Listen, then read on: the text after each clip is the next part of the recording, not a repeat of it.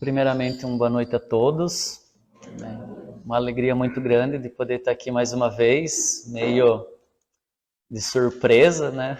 Meio em cima da hora, né? Nossa amiga Luciana acabou me convidando, né? E hoje eu tive a disponibilidade, então, de estar aqui.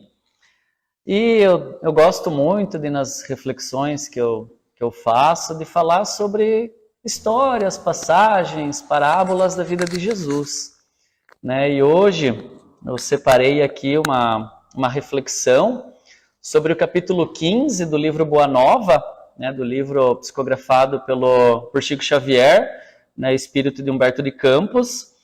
Né? O capítulo 15 ele vai trazer a história de uma mulher, né? Uma história muito interessante, que a história de vida dela é uma lição para nós até hoje, enquanto espíritas, né? Enquanto aprendizes dessa doutrina, né? E então, nesse capítulo, a gente vai encontrar uma dessas mulheres, né? Que vivia cotidianamente com Jesus, né? Estava sempre com ele, em todos os momentos, né? Com o mestre. E essa mulher se chama Joana de Cusa, né? Essa mulher, ela é uma daquelas que vai junto à tumba, né? Do mestre, lá do Senhor, junto com Maria de Magdala, por exemplo, né, e veem que a tumba está vazia, não encontram o corpo de Jesus lá, né, e na narrativa de Lucas está escrito então, né, que ela se depara com dois anjos, e os anjos dizem, né, por que vocês procuram entre os mortos aquele que vive? Não está aqui, mas ele ressuscitou. Então essa é a personagem Joana de Cusa, né, aquela que também vai junto lá na tumba de Jesus. E Humberto de Campos começa registrando para nós, lá no livro Boa Nova, né, o seguinte trecho.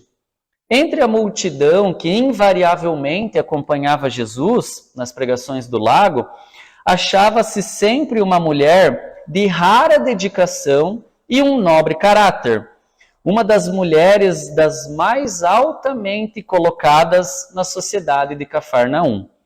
Então, Joana de Cusa, né, era uma daquelas que estava ali sempre com Jesus, à beira do lago, ouvindo as suas histórias, né, só que ela era uma mulher que ela se destacava na sociedade, ela era uma mulher nobre, uma mulher de classe, digamos assim, né, naquela cidade de Cafarnaum. Então, Joana, ela era, na verdade, esposa de Cusa, né, Cusa, que teoricamente o sobrenome dela, na verdade, era o nome do marido, né? Que ele era um administrador lá da cidade de Cafarnaum, ele era um homem público, né? Trabalhava para o governo. E o governante daquela época, daquela região, se chamava Antipas. E esse cara, né? Esse Antipas, ele era um dos tetrarcas da época, porque na época que vivia Jesus, o governo lá era dividido em 4 governantes, né? Era uma tetrarquia. E Antipas era o governante da região da Galileia, ali da cidade de Cafarnaum, né? E tinham outros governantes lá da região da Judéia, da Samaria e assim por diante. Então, Antipas era o governante ali da região da Galileia, de Cafarnaum, e o marido de Joana era um dos seus trabalhadores, digamos assim, né? Trabalhava para o governo, cuidando daquela cidadezinha, né? Como se fosse o prefeito ali, né? Então, naquela época, como não havia sobrenome, né, igual nós temos hoje, os sobrenomes, naquela época, o sobrenome ou era falar por exemplo, Simão Bar Jonas, né, Simão filho de Jonas, ou Simão de Cafarnaum, que era a cidade de onde ele morava. E no caso das mulheres, o sobrenome ou era a cidade onde morava, onde nasceu, ou o nome do marido. Então nós temos, por exemplo, Maria de Nazaré, né, porque ela nasceu na cidade de Nazaré, Maria de Magdala, porque ela veio da cidade de Magdala, e nós tínhamos então Joana de Cusa, Joana, esposa de Cusa, que estavam morando ali naquela cidadezinha, né, que tinha muita pesca, a cidade de Cafarnaum, né, a gente sabe lá que tinha o lago de Genezaré, né, o Tiberíades, então lá tinha muita pesca. E foi onde Jesus encontrou à beira do lago os discípulos, né? Simão Pedro, André, Tiago, João. Né? Então, a cidade de Cafarnaum era uma cidade muito comercial no sentido da pesca. Né? Era uma cidade ali que tinha um fluxo muito grande de pessoas, de viajantes, de pescadores.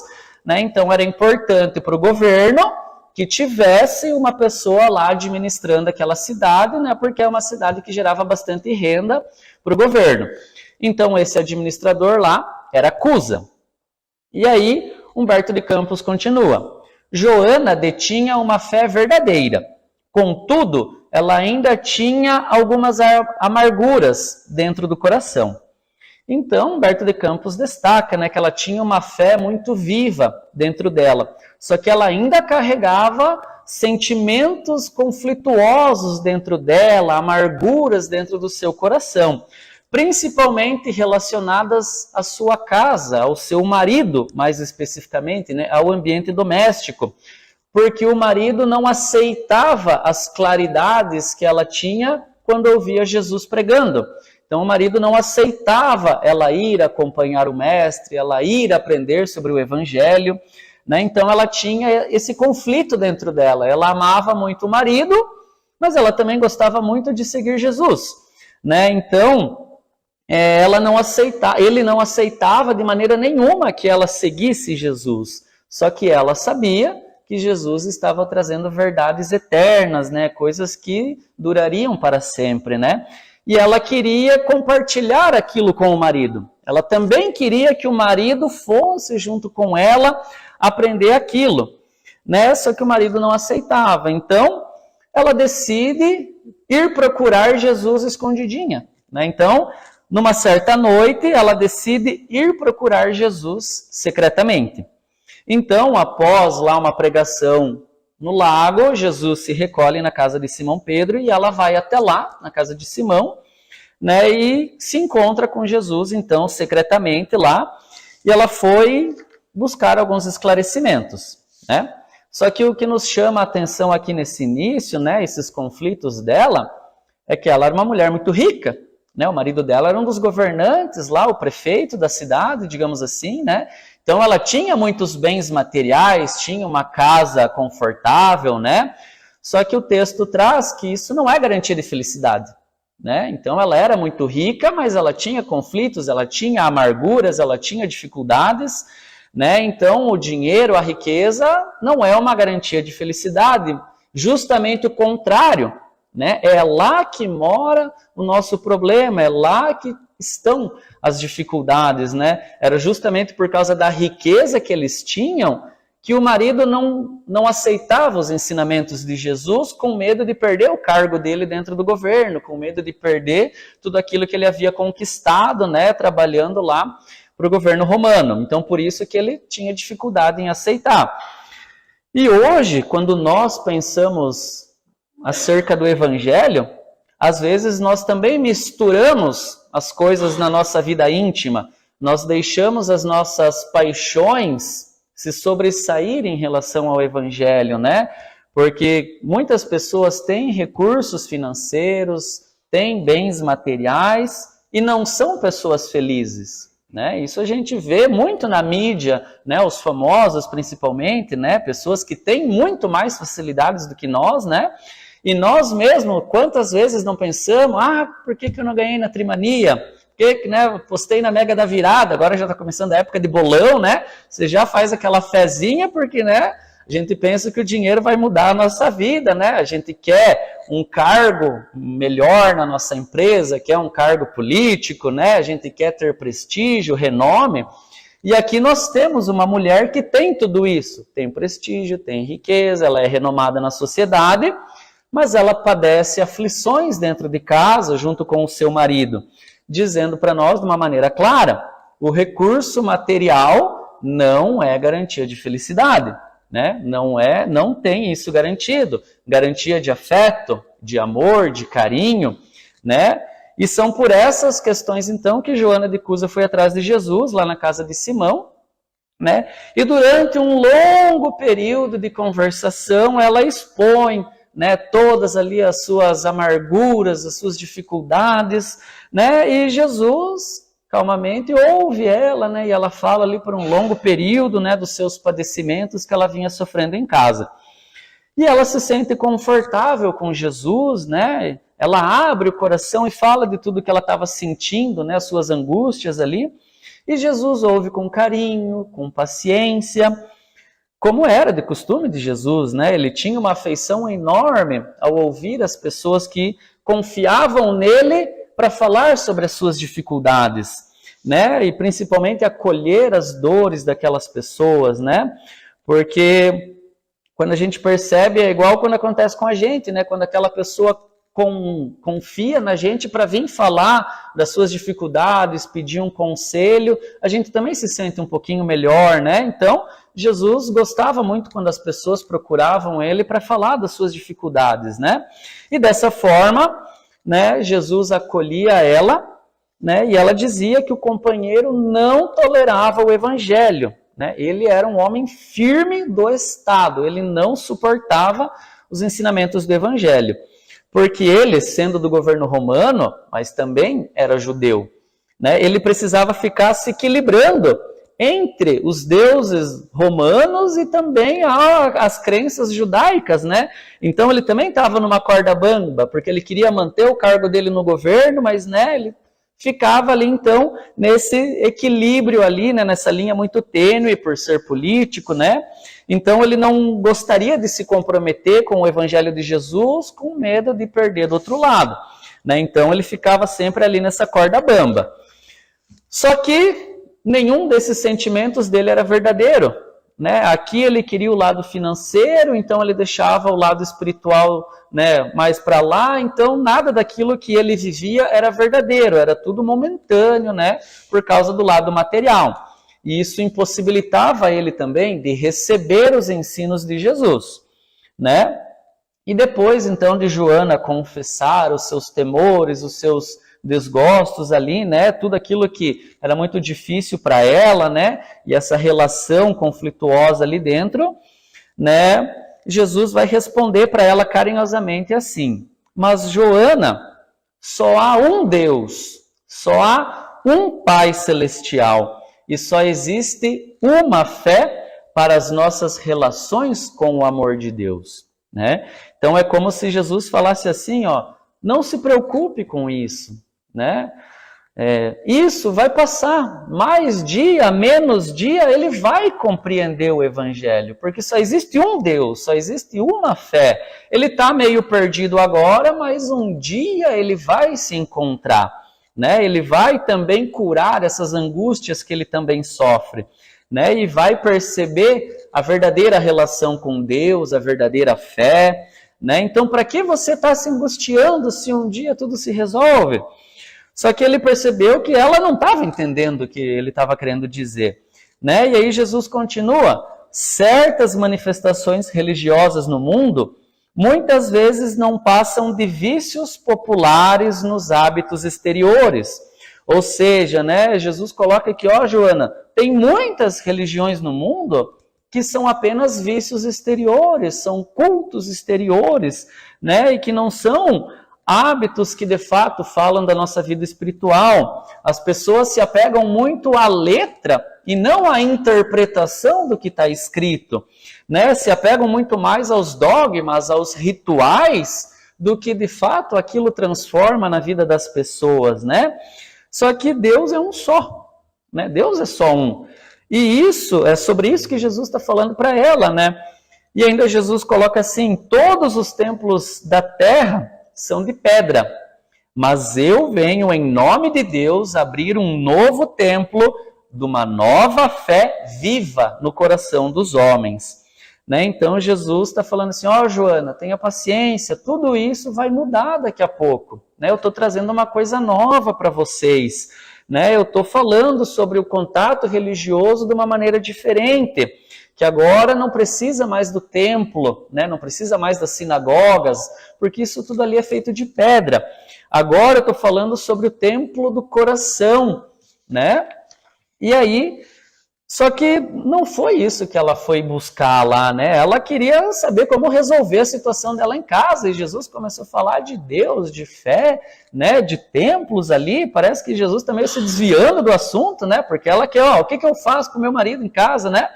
Só que Jesus estava querendo colocar para ela assim, ó, não se preocupe, quando ele quiser, ele vai aceitar a boa nova. Quando ele quiser, ele poderá compreender o evangelho, né? Ele vai perceber que o Deus é o mesmo, que o Pai é um só, é um Pai de amor, é um Pai de carinho, né? Ele vai perceber que não precisa ir até lá em Jerusalém, no templo, ir até lá para fazer um sacrifício, né? Ele vai perceber isso, que está dentro do coração dele, está lá no sentimento, está no íntimo. Então, né, às vezes, Jesus coloca que o seu marido pode estar num deserto sozinho, e lá ele vai encontrar Deus. E às vezes no templo não. Então não é o local, né, que determina a nossa relação com Deus. Pode ser que ele esteja sozinho e se arrependa e decida procurar novas manifestações religiosas para a vida dele, novas possibilidades, e nesse dia, se ele quiser, ele vai conseguir. Porque Deus vai estar lá com ele, Deus é onipresente, né? Então, não importa se ele está no templo, se ele está em casa, se ele está no deserto. Se a gente quiser, a gente vai encontrar com Deus, desde que seja verdadeiro esse sentimento, e ele vai nos responder. É isso que Jesus está colocando para ela, não precisa se preocupar. Só que ainda assim ela estava com dificuldades para compreender. E aí Jesus então começa a falar um pouco mais claramente. Entre o sincero discípulo do Evangelho, Joana, e os erros milenares do mundo, começa agora a travar-se um embate sem sangue da redenção espiritual. Então Jesus está colocando que agora, com isso que ele está trazendo, começa um conflito entre todos aqueles vícios milenares que a gente tinha com essa coisa nova que Jesus está trazendo, né?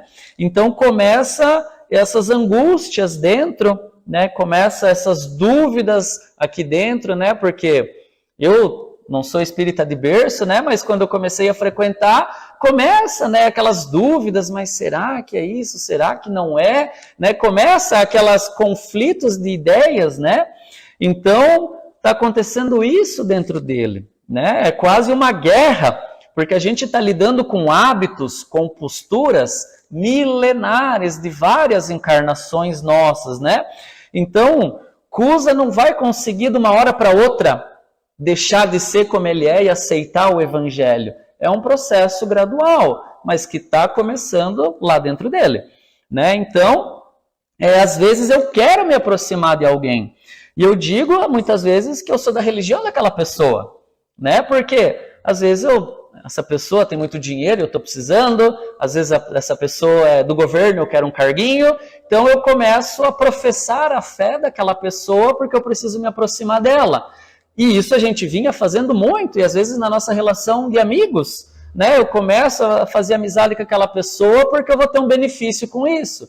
Então essas posturas a gente vem tendo milhares e milhares de anos, né? Então é difícil a gente parar de agir assim de uma hora para outra, né?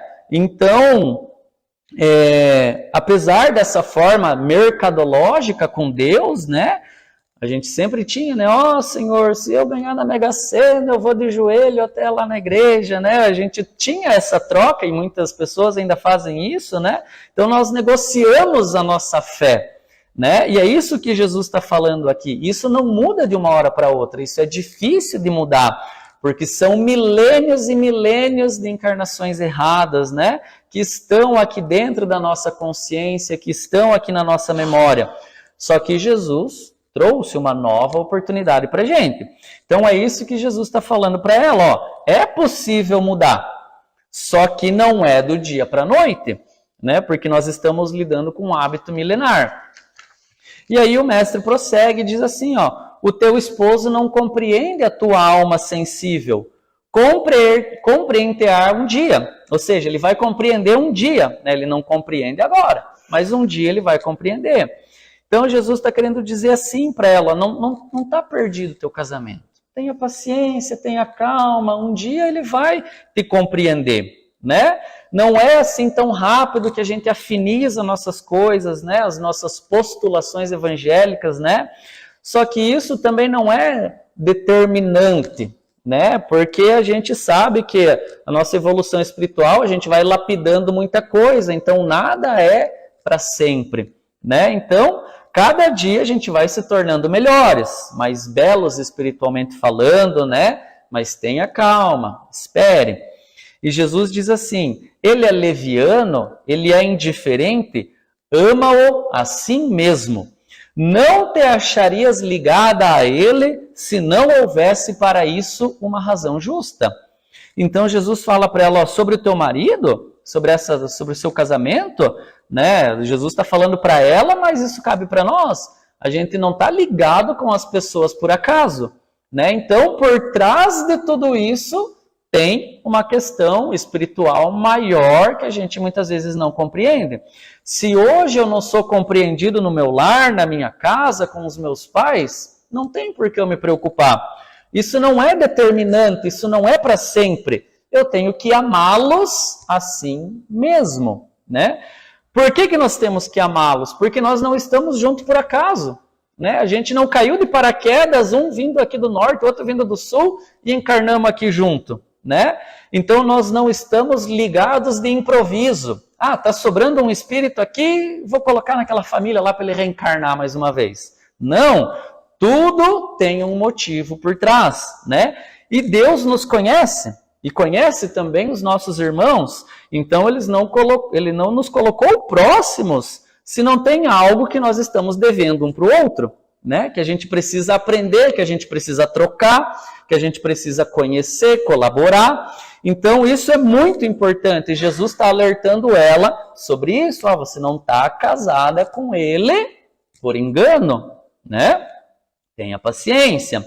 Serve ele com a sua amorosa dedicação e assim estarás cumprindo a vontade de Deus. Joana, os sãos não precisam de médicos, né? Então, olha a força das palavras de Jesus, né? Com uma lógica clara, colocando para nós, mas veja só, você está se dedicando ao Evangelho agora, está me seguindo, está aprendendo a boa nova, você está mudando as suas visões de mundo, está sendo uma pessoa mais carinhosa, mais afável, mais amável. Então eu vou colocar você como uma pessoa que está precisando disso. Porque os bons, eles não precisam de médicos, né? A gente coloca as melhores pessoas com aquelas que estão com mais dificuldades, né? Então, você se fortalecendo, vai fortalecer também o teu marido. Você se melhorando moralmente, espiritualmente, vai ajudar também ele no processo dele, mesmo que para ele seja um pouco mais difícil. Só que todo mundo vai chegar lá um dia. O objetivo de todos nós é o mesmo, a linha de chegada é igual para todo mundo. Só que a velocidade com que cada um está fazendo essa maratona é diferente, né? Então é isso que Jesus está colocando para ela. Você é uma companheira afetiva, só que Cusa não consegue ele dobrar o coração sozinho. Então quem vai conseguir se não você, que é a esposa dele? Mas para isso você tem que ter paciência, ter calma, tenha fé. Nesse sentido, Humberto de Campos nos narra daí, assim, era possível entrever um brilho suave nos olhos daquela formosa mulher que estava com uma íntima satisfação diante dos novos esclarecimentos. Mas algo ainda palpitava no seu peito. Apesar de encantada, né, com aqueles sentimentos, com tudo isso que ela começou a entender, né, que Jesus estava emanando, ainda tinha alguma coisa incomodando ela ali, né? Oh, eu preciso perguntar, estou com uma pulga atrás da orelha. E ela pergunta então, mestre, vossa palavra me alivia o espírito atormentado. Entretanto, eu sinto uma dificuldade extrema para o entendimento recíproco no ambiente da minha casa. Você, Senhor, não julga acertado para que eu lute para impor os seus ensinamentos, os seus princípios? Agindo assim, eu não estaria reformando o meu esposo para o vosso reino? Né? Então, o que ela está querendo dizer? Oh, Jesus, eu tenho uma ideia. Né? Eu tenho um desejo. Será que não é melhor eu pegar e impor os teus ensinamentos para ele e falar, ó, ou é assim, ou acabou? Porque ele é obrigado a seguir os teus ensinamentos. Né? Olha só que ideia genial. Assim eu não estaria também colaborando com a construção do reino? Eu começo a impor o seu evangelho para as pessoas, né? Transformando elas. Então, olha o alcance do pensamento dela, né, que ela colocava aqui para Jesus. Por um lado, até parece que é um pouco certo, né, eu vou impor o evangelho para as pessoas, né, eu vou forçar que eu vou te esfregar o evangelho na cabeça até entrar alguma coisa aí dentro, né. Parece que funciona, mas não é bem assim. E Jesus vai explicar o porquê daí, né. Cristo dá um sorriso e diz com serenidade: quem sentirá mais dificuldade em estender as mãos fraternas? Será aquele que atingiu as margens segura do conhecimento perante o Pai? Ou aquele que ainda está se debatendo nas águas conturbadas da ignorância, da desolação, da inconstância, da indolência do espírito? Né? Então, Jesus coloca assim, ó, para quem é mais fácil estender a mão? Né? Para aquele que já tem o conhecimento, que já sabe do evangelho, ou para aquele que ainda está perdido nas ilusões? Quem é mais fácil estender a mão? Né? Então, obviamente que é para aquele que já tem o conhecimento, que já internalizou o evangelho, é muito mais fácil a gente chegar e estender a mão para aquele que está perdido, e não o contrário. Né? Então, ela estava querendo obrigar o marido a ele estender a mão para ela. Ele que ainda está se debatendo na ignorância, sendo que ela já tem o conhecimento e para ela é muito mais fácil estender a mão para ajudar ele. Só que nós temos um hábito muito, né, cravado ainda em nós de fazer o contrário. A gente quer que os outros estendam a mão para nós. Né? Eu quero que a pessoa lá do meu emprego me perdoe, né? Eu quero que ela venha pedir perdão para mim, eu quero que a minha namorada peça desculpa para mim. Só que quem tem o conhecimento, quem já sabe das verdades eternas, não somos nós? Então, para quem é mais fácil pedir perdão? Né? Para quem é mais fácil dar o primeiro passo em se desculpar? Né? Então, no mundo nós somos enganados, nós queremos que ceda aquele que está perdido, aquele que não compreende, e dessa maneira a gente não vai alcançar sucesso nas nossas relações, né? Porque é muito mais fácil, muito mais simples, aquele que já tem um conhecimento um pouquinho mais elevado, estender a mão, né? Então é isso que Jesus está tentando colocar para Joana, né? Porque Deus, que é pai e mãe nos céus, né, que vela por todo mundo, né, ele não impõe as coisas em nós. Né? Deus não força as nossas consciências. Então, por que eu vou forçar a consciência do meu próximo? Né? Se Deus, que é todo justiça, todo bondade, nos dá o livre-arbítrio para decidir as nossas coisas, por que que eu vou, né, imputar as coisas nos outros, né? E aí Jesus continua assim, né? Já quanto à imposição de ideias, reflitamos, Joana. Por que motivo, então, Deus não nos impõe a sua verdade, o seu amor aos tiranos da terra, né? Então, por que será que aqui Jesus, né, Deus não pega os tiranos da terra e ele não converte pessoalmente essas pessoas, né? Porque nós temos o nosso livre-arbítrio. Querendo ou não, né, os tiranos da terra também têm o livre-arbítrio deles, né? E Deus não converte dessa maneira as pessoas, né? Não é lógico, né? Porque se existe o mal na terra, se existe miséria, se existe fome, sede, né, tem algum motivo por trás disso. E Deus poderia, num estalar de dedos, transformar tudo isso. Só que aonde estaria o mérito, né, daquelas pessoas? Então, não haveria, né, a inocência nossa pensar que eu estou tendo uma ideia melhor que Deus. Uma ideia que Deus não teve, de forçar as ideias do evangelho no meu próximo. Né? Aí todo mundo fica bom, só que é melhor a gente ter uma postura mais humilde, né? Veja lá, talvez, né, a melhor possibilidade é eu estender a mão, é eu dar o primeiro passo, né? E essa reflexão, é para essa reflexão que Jesus está chamando Joana, dizendo assim, ó, você quer impor os teus pensamentos acusa, mas não seria melhor então que Deus mesmo fizesse isso? Ele teria muito mais capacidade que você, muito mais sucesso do que você. Mas por que que ele não impõe? A sabedoria celeste não extermina as paixões, transforma-as. Então Jesus está colocando, olha, se Deus, que é pai e mãe nos céus, é tão amoroso, tão bondoso, Ele próprio não extermina as dificuldades, não joga fora as mazelas, né? Por que nós vamos querer fazer isso? Porque Jesus pega os nossos defeitos e transforma, não joga fora, né? Hoje, por exemplo, nós sabemos quanto é importante a questão da reciclagem, né?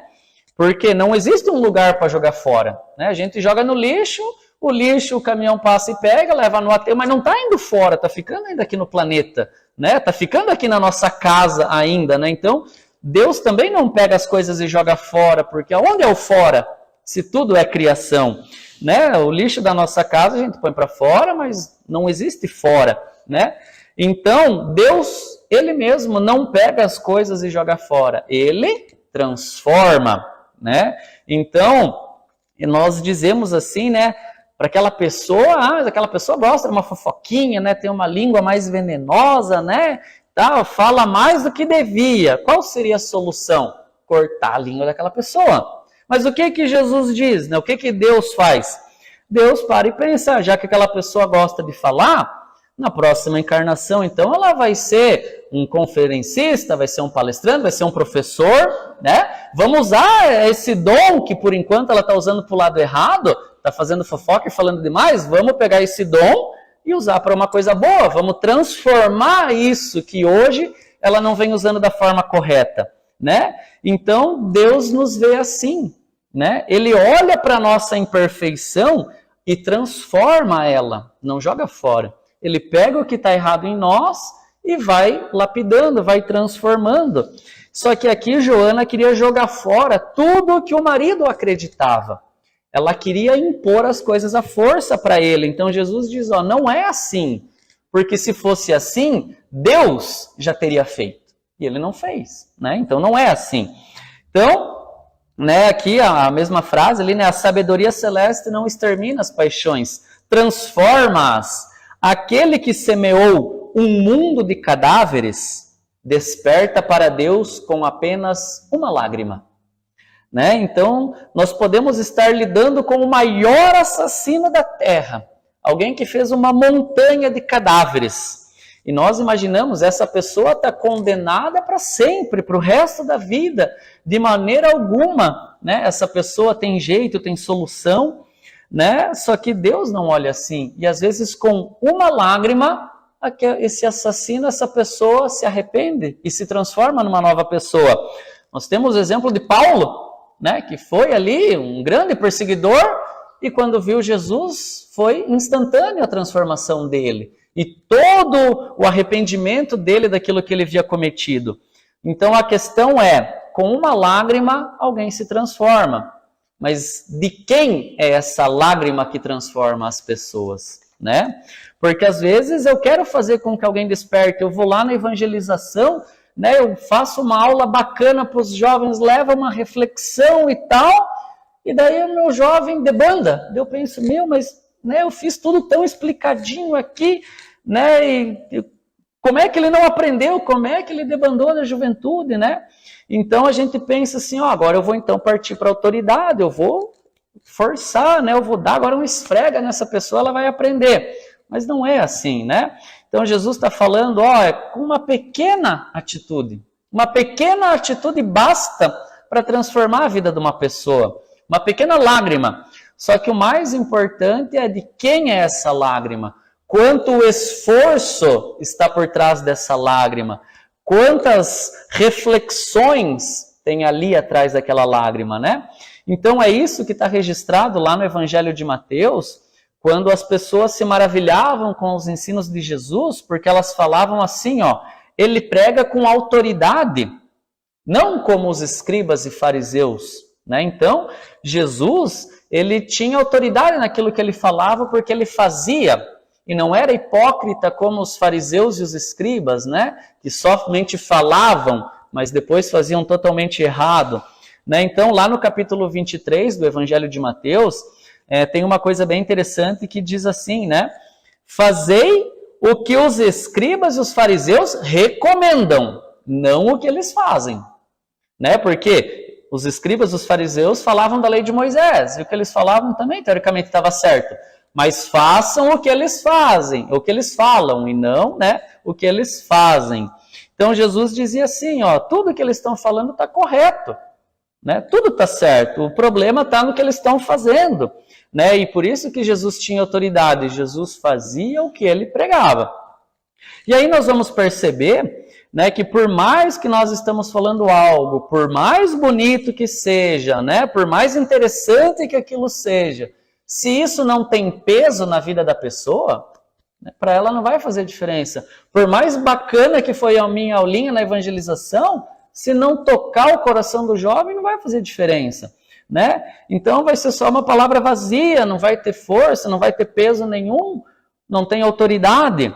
Então, quando Jesus coloca que uma lágrima dobra o maior criminoso da terra, é a lágrima de quem, né?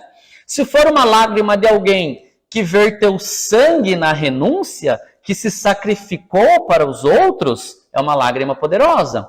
Agora, se é uma lágrima qualquer, né, tem até um ditado, né, que é uma lágrima de crocodilo, né, não modifica o coração de ninguém, é uma lágrima fria, né? Então é sobre isso que Jesus está falando. Quando você fundamentar a sua vida com o evangelho, você fazer o que você falar, o dia que você chorar por Cusa, ele vai se transformar, né? Ele vai entender o evangelho na hora, né? Quando você fizer tudo aquilo que eu estou pregando e você se sacrificar por ele, ele vai se converter, né? Aí vai estar a diferença, porque você vai estar fazendo o que você fala. Aí a sua lágrima vai ter força, porque vai ser uma lágrima de renúncia, de sacrifício. E aí o mestre continua, o pai não impõe a reforma a seus filhos, antes ele os esclarece em momento oportuno. Então Deus não nos impõe nada, ele vai nos esclarecendo nos momentos que a gente está aberto, que a gente está ali um pouquinho mais, vibrando um pouquinho mais alto, que é o momento que ele consegue nos dar uma inspiração, nos dar uma ideia, que ele consegue ir nos lapidando, né? Mas ele não pega e faz isso de uma vez por todas, né? Então é como se Deus, ele é onipresente, né? Ele está aqui com a gente agora, ele está em toda parte, ele nos acompanha em todos os lugares, mas é como se ele ficasse esperando um ano inteiro, um dia inteiro, que você vai estar um pouquinho mais receptível a fazer uma oração mais profunda, a ler o evangelho buscando a compreensão, né? Você vai estar um pouquinho mais disposto a retirar uma mágoa, um rancor, uma semente de ódio. Então, é nesse instante que Deus age sobre a gente, né? Que ele fica esperando o ano em todo, às vezes um segundo, que a gente faz uma prece sincera, que ele encontra ali um momento oportuno para virar a nossa chavinha e, opa, agora começa um caminho novo para você. Então, Deus não opera com violência, ele opera com paciência, ele opera com o tempo. E Jesus diz para ela assim, sê fiel a Deus, seja fiel a Deus, amando o teu companheiro no mundo como se ele fosse seu filho. Não percas tempo em discutir aquilo que não é razoável a Deus, né? Deus não trava contendas, não trava guerras, brigas com as suas criaturas. Ele trabalha em silêncio por toda a criação, né? Então, às vezes, nós ficamos em discussões que não levam a nada, né? Às vezes, eu torço para um time, meu colega para o outro, e a gente fica discutindo para ver qual que é o melhor, mas eu não quero mudar de ideia e ele também não quer mudar de ideia. Então, por que a gente vai ficar travando esses conflitos, né? São duas pessoas que não vão, né, uma aceitar a outra. E se discutir levasse a algum lugar, Deus ia discutir conosco pessoalmente. Quando a gente desdobrasse de noite, ele ia sentar com a gente, ó, por que você fez isso aquela hora? Aquela... Não, a discussão não leva a nada, né? Jesus não discutia com as pessoas, né? E se isso resolvesse alguma coisa, Deus discutiria com a gente, né? E é necessário a gente, então, estar receptivo a esses conhecimentos diferentes.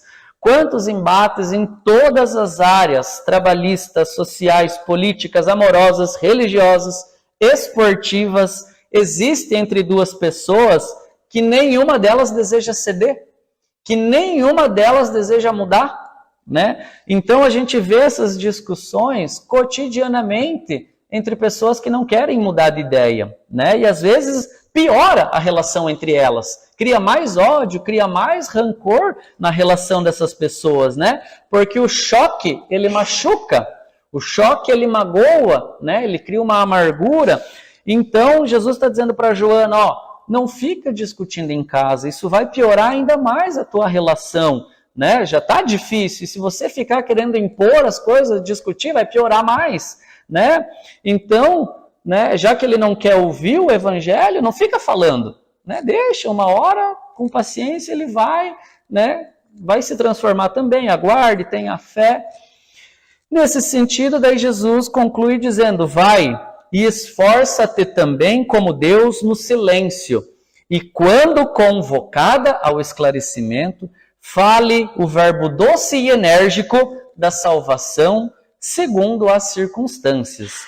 Né? Então Jesus diz para ela, ó, vai com calma, vai trabalhando no silêncio, um dia de cada vez.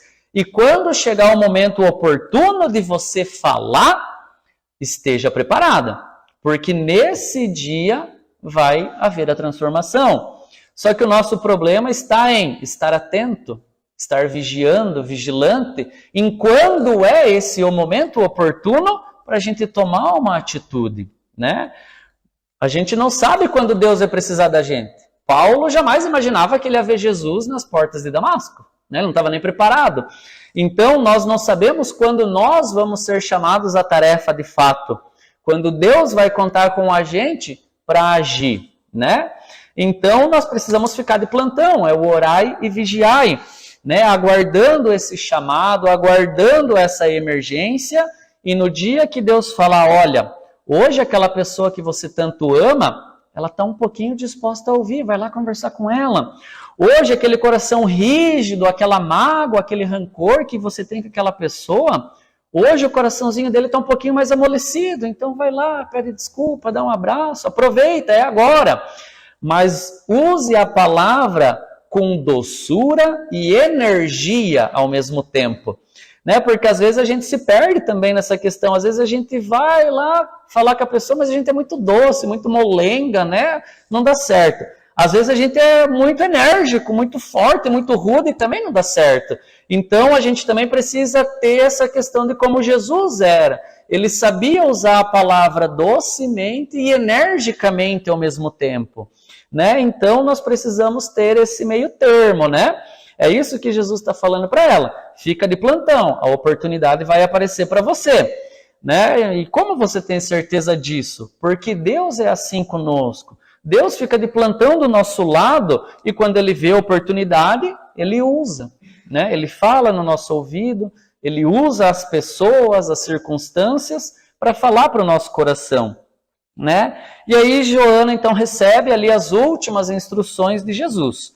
Volte ao lar, ame o teu companheiro como um material divino que o céu colocou em tuas mãos para que você talhe a obra de vida, sabedoria e amor. Né? Então, Jesus coloca para ela, ó, o teu marido é a ferramenta que você tem, né? Você está ali com ele para você lapidar ele devagarzinho, né? A tua obra de vida é o seu marido. Né? Então, vá com sabedoria e amor, né? E Joana, então, com o coração mais aliviado, enquanto ouvia essas últimas palavras, né, que Jesus falava, vai, ser fiel, seja fiel. Os dias se passaram e aquela distinta mulher tinha os ensinamentos do mestre como que gravados no próprio peito. Ela procurou esquecer todas as características inferiores no próprio peito.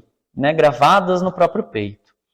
Ela, né, buscou a observar somente o que o marido possuía de bom, desenvolvendo nas menores oportunidades o embriãozinho vacilante das virtudes externas que ele tinha. Né, então ela ficou ali, esqueceu tudo que ele tinha de negativo, né, e passou a olhar o lado bom do marido, procurando pequenas brechinhas para que ela quando ela conseguisse plantar uma sementinha, né? Opa, aqui ó, tem um embriãozinho ali, vou colocar uma sementinha ali para germinar. Então ela deixou de lado as críticas e foi olhando apenas o lado bom, né? E foi ali colocando as suas sementinhas que um dia iriam nascer, né? Uma virtude que seria eterna. Um pouco mais tarde, os céus os presentearam com um lindo filhinho, que obrigava agora Joana a dobrar o seu esforço em casa, fortificando cada vez mais a sua fé. Então agora não era só o marido, agora tinha o filho também, né? Naquela casa, naquele lar. Então os serviços para ela, que já não eram fáceis, agora ficou um pouco mais difícil, né? Então tinha agora o marido para cuidar, o filho. Passaram-se os anos e as perseguições políticas chegaram até o seu lar. E como Cusa era um homem do governo, do Estado, desabou sobre essas questões políticas. Cusa, diante daquelas ideias, né, de vingança sobre os outros políticos, né, por causa da sua posição privilegiada, por conta dos pensamentos odiosos, da vaidade que estava ali sendo cada vez mais ferida, né, porque ele tinha perdido o seu cargo, ele acabou ficando enfermo por conta de todo esse pensamento de ódio, de vingança, de rancor, né? Porque afetou o ego dele, afetou a vaidade dele, porque ele perdeu o cargo, né? Então ele acabou ficando doente. E a gente sabe, né, que os nossos pensamentos, os nossos sentimentos refletem, interferem no exterior, né? Então Cusa não soube suportar a perda do seu cargo, né, de destaque, de renome, e com tudo isso que ele veio sofrendo, a sua enfermidade, ele desencarnou, né? Ele veio desencarnar. E Joana agora, então, passou a ser uma mulher viúva, o que já não fosse mais uma dificuldade para a sua vida, porque uma mulher viúva naquela época era considerada mulher de uma vida também, né? Então as mulheres não podiam trabalhar, né? Por isso que tinha tantas cortesãs na época, né? Mulheres da vida, né? Tantas meretrizes, porque o trabalho para a mulher era muito delicado, era muito difícil, por isso que elas vendiam, né, as forças sexuais da alma. E Joana, então, com o marido agora desencarnado, com o filho pequeno, passou a ter necessidades, né? Não tinha mais o renome político, não morava mais numa mansão do governo, não tinha mais o auxílio, né, financeiro que o marido fornecia para ela, era só ela e o filho abandonada na calçada. Então, nesse sentido, Joana toma uma postura e decide trabalhar, né? Qualquer que fosse o serviço. E as suas amigas, que eram da alta classe, se reuniam para chamar a sua atenção, né? Porque ela também era uma mulher de alta classe, mas que tinha perdido tudo agora, né? E elas colocam assim: Joana, você vai se desdobrar por uma situação como essa? Você vai se humilhar a ponto de arrumar um trabalho? Né? E a ex-esposa de Cusa, então, esclareceu-las, né? Alegando que Jesus igualmente tinha trabalhado, né? Calejadas eram as suas mãos, por causa do serrote e da sua carpintaria, e que ela também, né, se submetendo a essa situação, por que ela não trabalharia se Jesus, o Cristo, trabalhou? Né? Então, ela, sendo uma escrava devotada do Cristo, também seria uma escrava ali, se precisasse. Né? Então, ela dizia assim: ó, minhas amigas, eu respeito a opinião de vocês, mas o meu mestre tinha as mãos cheias de calo, porque ele trabalhava com o serrote e com o martelo. Então, eu também vou trabalhar, porque agora eu sou uma serva dele. E eu vou adquirir o pão do sustento para o meu filho através do trabalho. Então, né, ela perdeu tudo que ela tinha, se tornou uma mulher de uma vida, porque perdeu, né, o renome político, o dinheiro, a casa, virou uma mulher ali que morava na rua, né, e começou a trabalhar. Humberto de Campos nos diz, então, que ela consegue um trabalho, ela consegue sustentar o seu filho, né? E ela passa a auxiliar no cristianismo ali naquela região, né? E passam-se muitos anos. Estamos agora no ano de 68 depois de Cristo, quando as perseguições ao cristianismo iam intensas, cada vez mais graves, mais cruéis. E nós vamos encontrar um desses espetáculos sucessivos no circo romano. Uma velha discípula do Senhor, amarrada em um poste de martírio, e ao lado um homem mais novo, que era o filho daquela mulher que estava amarrada. O circo romano era onde os cristãos eram jogados para serem devorados pelos leões. ou terem então um tipo de morte diferente. Essa era a conhecida pão e circo da época, né?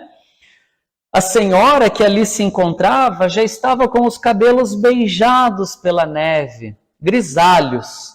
Era a mesma Joana que outrora fora respeitada pela sociedade. Era uma mulher bela, né, respeitada pela classe social que ela detinha em algum momento da sua vida. Agora já era uma senhora com os cabelinhos brancos como a neve. Ante o vozerio do povo foram ordenadas as primeiras flagelações. Então Joana estava amarrada em um poste de martírio, né, e do lado estava o filho dela também amarrado em um poste, e começaram as primeiras açoitadas, né, as primeiras chicoteadas. Uma voz gritava ao fundo: "Abjura!", exclamava um dos executores. "Abjura!", né, que significa negue o que você professa, desista, né? Você não dá conta, desista da sua fé, negue. A antiga discípula do Senhor contemplava o céu sem uma palavra de negação, queixa ou revolta. Então o açoite vibra no rapaz seminu que estava ao seu lado e exclamava em lágrimas. Então, né, bateram nela, ela se manteve firme, plena, olhando os céus, enquanto o vozerio do povo pedia para ela negar Jesus, né, e ela se manteve firme. Então, né, os soldados romanos começaram a bater no seu filho, para ver se ia, né, mexer com o coração dela. E aquele menino que já era um homem gritava: "Repudia a mãe, repudia a Jesus, não vê que nós já perdemos? Abjura, nega, pelo menos por mim que sou seu filho. Desiste, mãe, a gente já perdeu, olha aqui, todos contra nós, pelo amor de Deus, que sou seu filho, nega Jesus." Pela primeira vez, dos olhos daquela mártir, corria uma fonte abundante de lágrimas. As rogativas do filho eram como espadas de angústia que lhe retalhavam o coração. A cada fala do menino era como se fosse uma facada, uma espadada desferida sobre o seu corpo. Doía demais. "Abjura, abjura", ele continuava a dizer, e diante dos olhos daquela velha Joana passavam-se então todas as lembranças da sua vida, ante os apelos desesperados do filho. Então, nesse momento, vem a ela uma lembrança de Maria, mãe de Jesus, que também foi uma mãe como ela, que viu o seu filho crucificado no madeiro, sobre a infâmia, né, sobre a injúria dos outros. Entretanto, a Maria, mãe de Jesus, soubera conformar-se com os desígnios de Deus. E acima dessas recordações, ainda pairava uma outra lembrança na cabeça da ex-esposa de Cusa. Era a voz meiga do mestre em Cafarnaum, quando dizia a ela, muitos anos atrás, naquela noite escura na casa de Simão: "Vai, filha, sê fiel, seja fiel." Então, ela foi como possuída por uma força sobre-humana. A viúva de Cusa contemplou a primeira vítima ensanguentada. Ela olhou para o lado, então, e viu seu filho todo, né, ensanguentado, todo ferido. Era o filho dela do lado. E fixando os olhos, né, nele profundamente, inexprimível era a sua dor, né, na sua ternura enquanto mãe. E ela, né, imagina o que é para uma mãe ver o filho ser assassinado do lado dela, né, e ela não pode fazer nada. Então ela exclama firmemente: "Cala-te, meu filho, Jesus era puro e não desdenhou o sacrifício. Saibamos sofrer na hora dolorosa, porque acima de todas as felicidades transitórias do mundo, é preciso ser fiel a Deus." A esse tempo, a plateia gritava delirante. Um já havia morrido. Os verdugos então começaram a incendiar ao redor dela, e em pouco tempo as labaredas começavam a lamber o corpo daquela velha. Joana de Cusa então contempla com serenidade a massa do povo que não lhe entendia o sacrifício que ela estava fazendo. os gemidos de dor morriam abafados no seu peito, né? Então ela estava ali agora sendo queimada e ela não gritava de dor. Aquela dor estava abafada no peito dela, mas ela se mantinha firme e a plateia ao delírio, porque não entendia o sacrifício dela, né? Por que ela não negava Jesus, né? Os algozes da mártir, então, começaram a desferir xingamentos, né? Palavras doídas, eram como farpas diante da fogueira, né? Então, um deles perguntou, um que estava com um olhar mais sombrio, disse assim: o teu Cristo ensinou-te apenas a morrer? Então, né, esse soldado se aproximou de Joana ali, que estava firme mesmo, sendo ali, né, queimada, e perguntou para ela: o teu Cristo só te ensinou a morrer? Né? E a velha discípula, então, concentrando na sua capacidade de resistência, né, as suas dores, ainda teve força para murmurar: não apenas a morrer, mas a te amar também. Então, né, diante de todas aquelas injúrias, ela reúne forças e responde: o meu mestre não me ensinou só a morrer, mas ele me ensinou também a te amar. Né? Nesse instante, então, aquela velha senhora sentiu uma mão calorosa lhe tocando suavemente os ombros e escutou uma voz carinhosa e inesquecível: Joana, tem bom ânimo. Joana, eu estou aqui. Então, né, era Jesus que recebia ela, né, o nosso mestre, o Cristo. Como Paulo nos diz, né, na carta aos Hebreus, Jesus é o mesmo ontem, hoje e para sempre. Então essa é a história da Joana de Cusa, né? Uma história linda, fantástica, de sacrifício, de renúncia, que, né, a gente possa aproveitar um pouquinho a história de vida dela e levar para dentro do nosso lar, levar para dentro das nossas relações íntimas, né, com a família, no emprego, com os nossos amigos, né? Uma lição de renúncia, uma lição de paciência, né? Uma lição de realmente fidelidade a Deus. Então, muito obrigado pela paciência de todos, pela oportunidade do trabalho, e devolvo a palavra, né, à dirigência. Muito obrigado.